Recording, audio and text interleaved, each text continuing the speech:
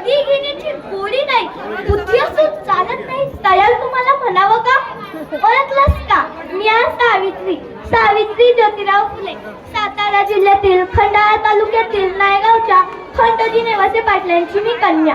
अवघ्या 9व्या वर्षी ज्योतिराव फुले नावाच्या माणसाशी माझं लग्न झालं. आणि हळूहळू मला कळायला लागलं की ज्या माणसाशी माझं लग्न झालंय ना, तो एक साधा सुधारण माणूस नाही, तर या अख्ख्या जगाला ऊर्जा देणारे क्रांतीसूरच आहे.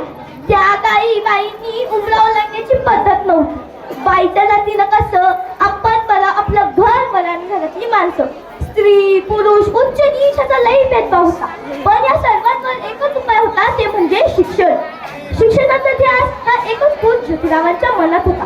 पण एकदा ज्योतिराव शिक्षणाचा प्रस्ताव करत असताना फॉरेन नावाच्या ब्रिटिश मॅडम त्यांना म्हणाल्या, मिस्टर फुले, तुम्हाला शिक्षणाचा प्रस्ताव करायचा आहे ना, so educated roommate first, because if you are educated तर हाऊस एज्युकेटेड. पण तुम्ही माझं तुम्हाला घराच्या बाहेरच पडू देत नाही. सो बॅड मिस्टर फुले.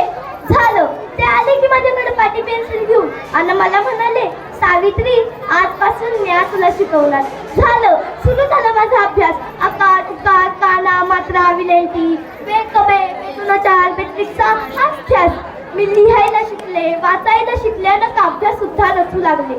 आणि अशातच 1 जानेवारी, होय शनिवारी 1 जानेवारी 1848 ला पुण्यातील भिडेवाड्यात आम्ही पहिली शाळा सुरू केली.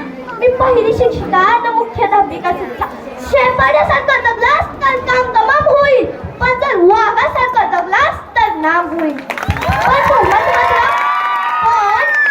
मात्र धर्म बुडाला म्हणून कधी होई सुरू होती. अहो, एखाद्या सर्वसामान्य माणसानं शिक्षण घेतल्यास कोणता धर्म बुडतो? इतका टकला तो असू शकतो का हा धर्म? अहो, धर्मासाठी माणूस असतो किंवा माणसासाठी धर्म? ओ, शाळेत जाताना चिखल फेकलं मी सहन केलं, शेत मारला तरी मी सहन केलं, तुकलं तरी मी सहन केलं. आता मात्र माझ्या सहनशीलतेचा अंतर झाला होता. आणि अशा त्याच्याकडे माझ्या समोर येऊन बोलतो, ए सावळे, कुठे निघालीस? आधी आमच्या ते पोरीबाळांना शिकवणं बंद कर. अगं, तुला तुझी आबरू प्यारी आहे किती शिक्षण? कदाचित त्यालाही माहीत नसावं की आम्ही सुद्धा ज्योतिराव परिवारांच्या पत्न्या होत्या. अशी घेतल्याने संतरी त्याच्या कानाखाली लावली आणि पुन्हा की आज आलाय थोबाड फुटलंय, पण जर पुन्हा आलास तर तुझ्या रक्तानं ही धरती रंगवेल. स्त्री कोणत्याही जातीची किंवा धर्माची असू दे, ती नेहमीच या परिपडेत आलेली आहे. अहो, एखाद्या स्त्रीचा नवरा वारला म्हणून तिला सती जायचं? अहो, आपला नवरा वारला म्हणून त्यात तिचा काय दोष असतो? आणि यासाठी आम्ही काम केलं. इंग्रज सरकारनं सतीपथाची प्रथाही सुरू केली, सती म्हणजेच सुद्धा सुरू केली. त्यानंतर आम्ही विधवा महिला काशीबाई तिच्या मुलाला म्हणजेच यशवंताला आम्ही दत्तक घेतलं. त्याच्या चुलीचुलं धावलं ना, अंगण कसं भरून जायचं. त्याला वाढवलं, मोठं केलं आणि त्याला डॉक्टरही बनवलं. आणि अशातच पुण्यात लेखची साथ पसरली होती. त्यातून लोक धराधरा मरू लागली होती. तेव्हा मी यशवंताला सांगितलं, यशवंता, आपल्याला हॉस्पिटल उभारायचंय. यशवंतानं हॉस्पिटलही उभारलं.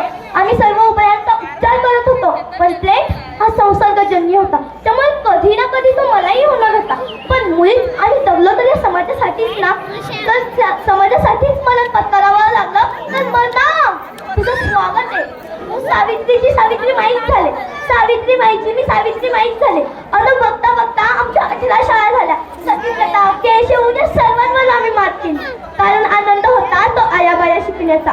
मूल म्हणे की विद्येविना मती गेली, मतीविना गती गेली.